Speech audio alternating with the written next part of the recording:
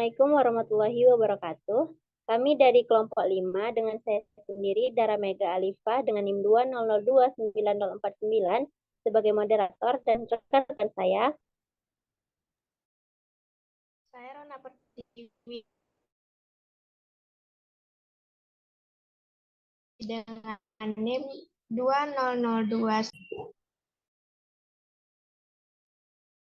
Saya Weni Widiani dengan NIM 2002940. Dan saya Meisya Rahma Putri dengan NIM 200292124. Saya Ruby Harba Putri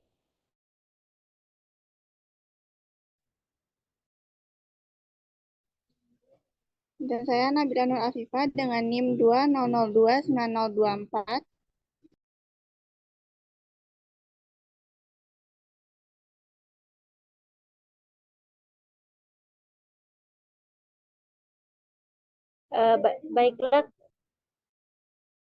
Baiklah, kami dari kelas basis data pada hari Senin 13.20 akan membahas tentang lanjutan dari kelompok sebelumnya, yaitu tentang Structured Query Language atau SQL.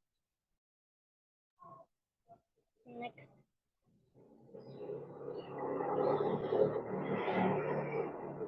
Baiklah, pokok bahasan yang akan kami bahas pada kesempatan kali ini yaitu tentang DML, DCL, dan TCL. DML sendiri adalah Data Manipulation Language, DCL Data Control Language, dan TCL atau Transaction Control Language. Pada materi pertama yaitu tentang DML atau Data Manipulation Language akan dijelaskan oleh Weni Windiani. Pada Weni dipersilahkan. Baiklah, terima kasih kesempatannya moderator. Di sini saya akan menjelaskan tentang Data Manipulation Language atau DML. Di mana DML atau Data Manipulation Language ini digunakan untuk memanipulasi atau pengelolaan data pada tabel seperti membuat data baru, mengubah data, dan menghapus data. Adapun perintah-perintah dasar dari DML ini adalah yang pertama itu ada insert, di mana insert ini digunakan untuk memasukkan record baru pada tabel. Kemudian yang kedua ada update, yaitu untuk mengubah record pada tabel. Dan yang ketiga ada delete, yaitu untuk menghapus record pada tabel. Yang pertama itu insert, di mana insert ini berfungsi untuk memasukkan record baru pada suatu tabel. Nah, bentuk umumnya itu insert into tabel name, values, nilai 1, nilai 2, nilai 3, dan seterusnya. Nah, memasukkan nilai 1 pada field 1, nilai 2 pada field 2, dan seterusnya.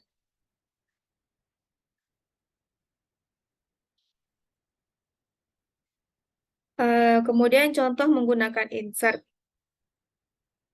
Membuat tabel mahasiswa dengan data sebagai berikut. Nah, misalnya disajikan sebuah data seperti di bawah ini ada name, ada nama mahasiswa, dan juga ada nilainya.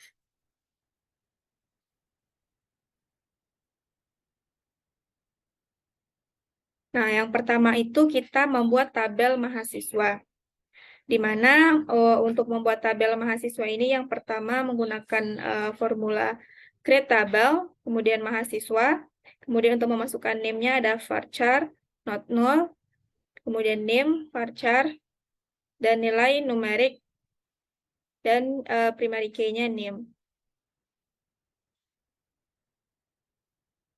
Kemudian yang kedua, memasukkan record ke dalam tabel mahasiswa, yaitu dengan insert into mahasiswa, values, dengan tampak seperti di layar, bahwasannya ada masukkan recordnya, yaitu ada name-nya dengan tanda kutip, kemudian koma dengan selanjutnya tanda kutip nama mahasiswa, dan selanjutnya itu ada nilainya.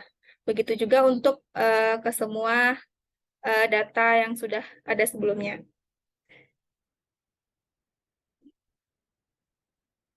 Selanjutnya itu kita sudah diperoleh tabel mahasiswa, itu select from mahasiswa, di mana dari data sebelumnya yang sudah disediakan itu kita peroleh tabelnya setelah dibuat seperti yang tampak pada layar yang di bawah ini.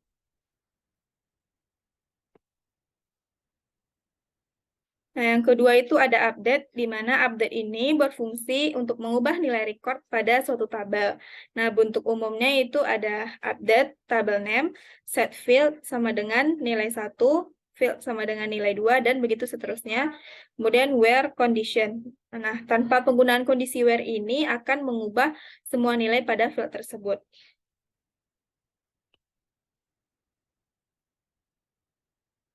Selanjutnya, contoh menggunakan update.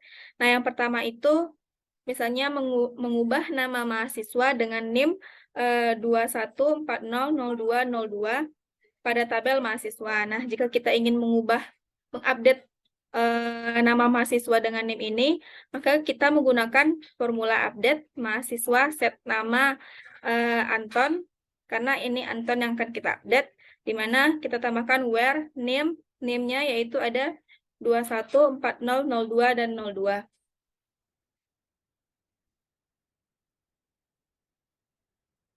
Nah, ini tabel yang sudah kita buat sebelumnya. Pada tahap sebelumnya itu sudah diperoleh tabel seperti ini. Dan pada NIM 21400202 itu adalah namanya Anto. Sedangkan kita tadi akan mengupdate-nya menjadi Anton. Nah, sudah menggunakan rumus tersebut, maka setelah diupdate akan diperoleh tabel seperti ini. Nah, namanya sudah berganti menjadi Anton. Selanjutnya yang ketiga itu ada delete, di mana delete ini berfungsi untuk menghapus record pada suatu tabel. Nah, bentuk umumnya yaitu delete from table name where condition. Nah, tanpa penggunaan kondisi where akan menghapus semua record pada tabel. Jadi kita menggunakan where pada formulanya. Kemudian contoh menggunakan delete. Misalnya kita di sini ingin menghapus record dengan name 21400202 pada tabel mahasiswa. Kita ingin menghapus mahasiswa dengan name tersebut. Maka kita gunakan rumus delete from mahasiswa where name-nya yaitu name yang kita ingin kita hapus tadi yaitu 21400202. Nah, pada tabel sebelumnya setelah diupdate itu tampak ada yang NIM 21400202 itu adalah dengan nama Anton. Maka setelah kita delete menggunakan rumus sebelumnya, maka kita hasilkan tabel seperti di bawah ini. Setelah dilakukan delete, maka nama Antonnya akan hilang. Mungkin sekian yang dapat saya jelaskan. Saya kembalikan kepada moderator.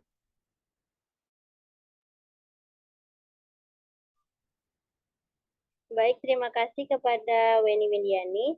Materi selanjutnya akan dijelaskan oleh Rona Pertiwi. Kepada Tiwi dipersilakan.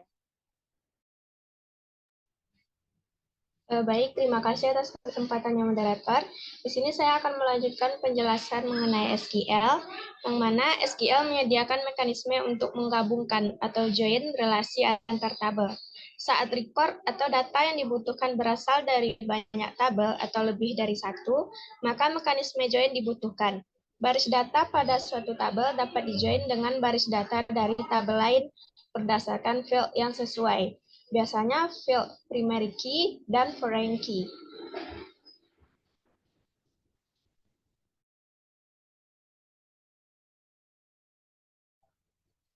Nah, di sini terdapat 4 cara join pada SQL. Yang pertama itu inner join, yaitu untuk menampilkan record yang sama dari tabel-tabel. Kemudian full join atau full outer join, untuk menampilkan seluruh record dari tabel-tabel. Kemudian yang ketiga left join, untuk menampilkan record berdasarkan tabel kiri dan nilai yang sama pada tabel kanan. Kemudian ada right join untuk menampilkan record berdasarkan tabel kanan dan nilai yang sama pada tabel kiri.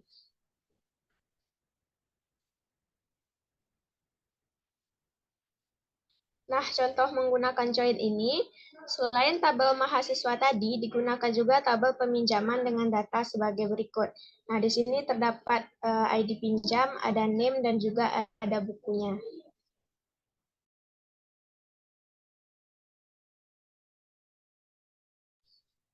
Nah, inner join ini menampilkan record yang sama dari tabel-tabel. Nah, bentuk umumnya select bintang from table 1, inner join table 2 on table 1 field sama dengan table 2 field.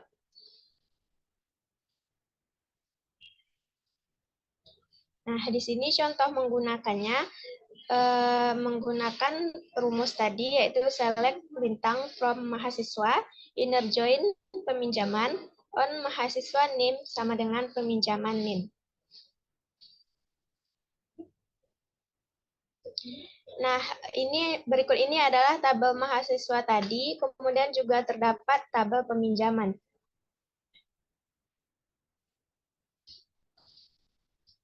Nah, jadi hasil dari inner join-nya ini, karena tadi inner join ini dia mengambil data yang sama pada tabel mahasiswa dan juga tabel peminjaman. Nah, jadi di sini kita melihat NIM-nya yang sama. Nah, berdasarkan kedua tabel tadi, terdapat 4 buah mahasiswa yang mempunyai NIM yang sama pada tabel mahasiswa dan juga dia melakukan peminjaman pada tabel peminjaman.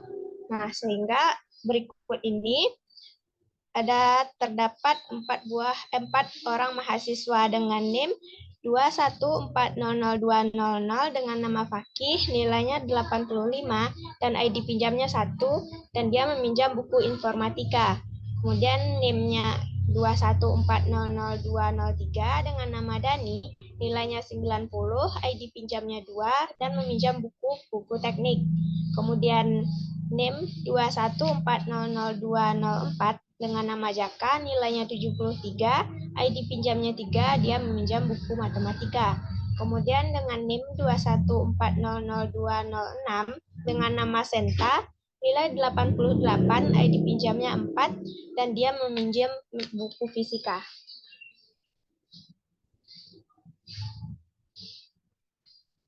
Baik, mungkin hanya sekian dari saya kembalikan kepada moderator. Baik, terima kasih atas penjelasannya, Rona Pertiwi. Selanjutnya, materi full outer join akan dijelaskan oleh Ruli Harila Putri. Kepada Ruli, dipersilakan.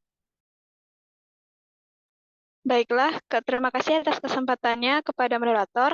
Saya Ruli Harila Putri akan menjelaskan mengenai full outer join. Nah, full outer join ini merupakan menampilkan keseluruhan record dari tabel-tabel, yang mana bentuk formulanya yaitu select bintang from table 1, full outer join table 2, on table 1 dot fill sama dengan table 2 dot fill. Nah, untuk contoh menggunakan full outer join, kita mengambil keseluruhan data dari tabel mahasiswa dan tabel peminjaman dengan memasukkan formula tadi, yaitu select bintang from mahasiswa, full outer join peminjaman, on mahasiswa.nim sama dengan peminjaman.nim. Nah, seperti yang kita lihat tadi, ada digunakannya tabel mahasiswa dan juga digunakannya juga tabel peminjaman.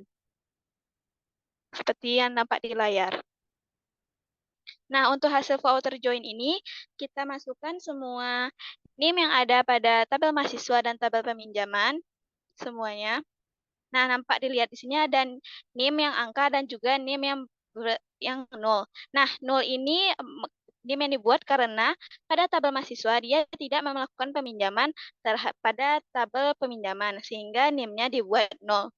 Nah, di sini dapat dilihat juga dari full outer join ini ada nama, nilai, ID peminjam, dan buku.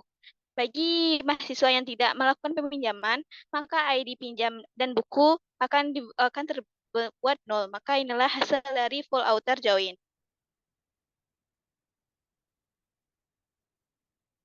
Nah, selanjutnya left join. Nah, di left join ini akan menampilkan record berdasarkan tabel kiri dan nilai yang sama pada tabel kanan. Dalam bentuk formulanya yaitu select table 1.fill1, tabel 2.fill2, dan seterusnya.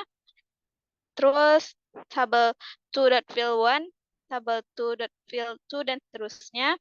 From table 2, left join table 2, on table 2 field sama dengan tabel 2.fill.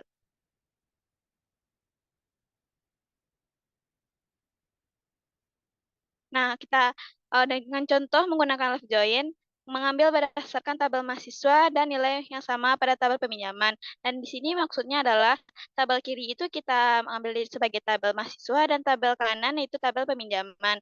Kita akan menggunakan formula tadi dengan memasukkan tabel mahasiswa dan peminjaman dengan formula select mahasiswa.nim, mahasiswa.nama, mahasiswa.nilai, peminjaman.id pinjam, dan peminjaman buku. From mahasiswa, left join peminjaman, on mahasiswa.nim sama dengan peminjaman.nim. Nah, dapat dilihat di layar, tabel kiri yaitu tabel mahasiswa dan tabel kanan yaitu tabel peminjaman. Nah, hasil dari left join adalah karena kita berfokus pada tabel mahasiswa sebagai tabel kiri, maka semua NIM yang ada pada tabel mahasiswa kita buat semuanya dari NIM awal sampai dengan NIM akhir. Namun dapat kita lihat perbedaannya dari ID pinjam. Nah, dari ID pinjam kita dapat lihat bahwa ada 2 mahasiswa yang tidak melakukan peminjaman pada tabel peminjaman, sehingga ID-nya dibuat 0, 0 dan buku juga 0. Maka itulah hasil dari left join. Nah, sekian penjelasan dari saya kembalikan kepada moderator. Baik, terima kasih atas penjelasannya, Ruli. Selanjutnya materi tentang right join akan dibahas oleh Nabila. Kepada Nabila dipersilakan. Baik, terima kasih kepada moderator. Selanjutnya saya akan membahas tentang right join. Right join merupakan menampilkan record berdasarkan tabel kanan dan nilai yang sama pada tabel kiri. Bentuk umum dari right join yaitu select table 1 dot field 1 table 2 dot field 2 dan seterusnya, table 2 dot field 1 table 2 dot field 2 dan seterusnya, from table 1 right join table 2 on table 1 dot field sama dengan table 2 dot field.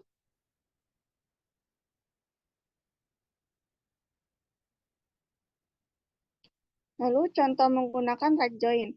Mengambil berdasarkan tabel peminjaman dan nilai yang sama pada tabel mahasiswa dengan formulanya yaitu select mahasiswa.name, mahasiswa.nama, mahasiswa.nilai, peminjaman.id pinjam, peminjaman.buku. From mahasiswa, right join, peminjaman on mahasiswa.name sama dengan peminjaman.name.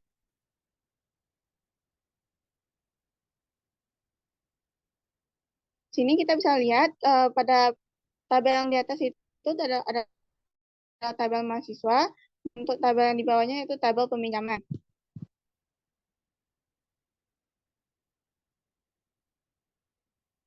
Nah, untuk dari hasil right join ini bisa kita lihat. Nah, pada sebelumnya tadi sudah dijelaskan pada left join.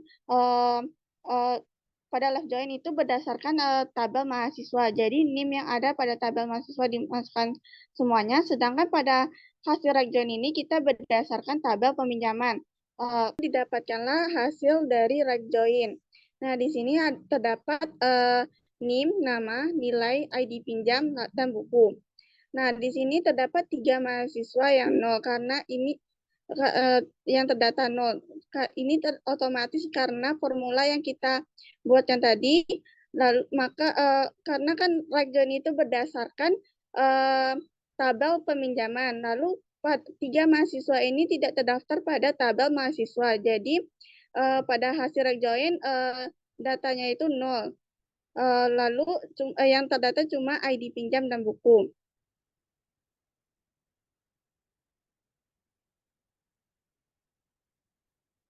Nah, selanjutnya data control language atau DCL. DCL atau data control language digunakan untuk melakukan pengontrolan data dan server database seperti manipulasi user dan hak akses database. Penggunaan DCL berhubungan dengan keamanan database. Nah, sekian penjelasan dari saya kembalikan kepada moderator. Baik, terima kasih atas penjelasannya Nabila. Materi terakhir akan dijelaskan oleh Meisya. Kepada Meisya dipersilakan. Baik, terima kasih kepada moderator. Selanjutnya saya akan membahas lanjutan materi mengenai DCL atau Data Control Language. Nah, dalam Data Control Language ini terdapat perintah-perintah dasar, itu yang pertama ada grant. Nah, grant ini digunakan untuk memberikan hak akses kepada pengguna. Nah, karena tidak setiap pengguna dapat mengakses database, ada pengguna yang hanya dapat melakukan akses pada tabel tertentu. Bisa juga dengan melakukan operasi DQL tanpa bisa insert, update, ataupun delete delete data atau DML. Nah, yang kedua, perintah dasar yang kedua itu ada revoke, yaitu untuk mencabut atau menonaktifkan hak akses data kepada pengguna. Misalkan mencabut hak akses untuk insert, update, atau delete data pada seorang pengguna atau user. Next. Selanjutnya ada TCL atau Transaction Control Language. Nah, TCL atau Transaction Control Language ini digunakan untuk melakukan pengontrolan transaksi data pada database. Nah, penggunaan TCL ini berhubungan dengan perubahan-perubahan yang dilakukan oleh DML, misalkan insert, update, dan delete. Next. Next.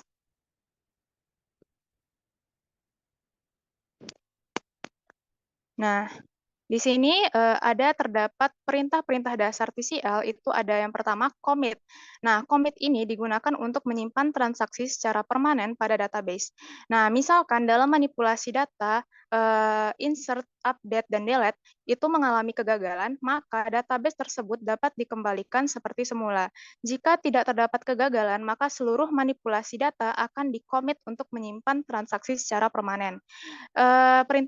Perintah dasar TCL yang kedua itu ada rollback. Nah, ini digunakan untuk mengembalikan database ke bentuk awal atau commit terakhir. Nah, jika mengalami kegagalan dalam operasi atau manipulasi data pada database, maka perintah rollback akan mengembalikan ke bentuk semulanya. Baiklah, sekian pembahasan dari saya kembalikan kepada moderator. Baik, terima kasih kepada Mesya. Sekianlah penjelasan dari materi kami dari kelompok 5 tentang DCL, DML, dan TCL. Lebih dan kurang kami mohon maaf. Wassalamualaikum warahmatullahi wabarakatuh.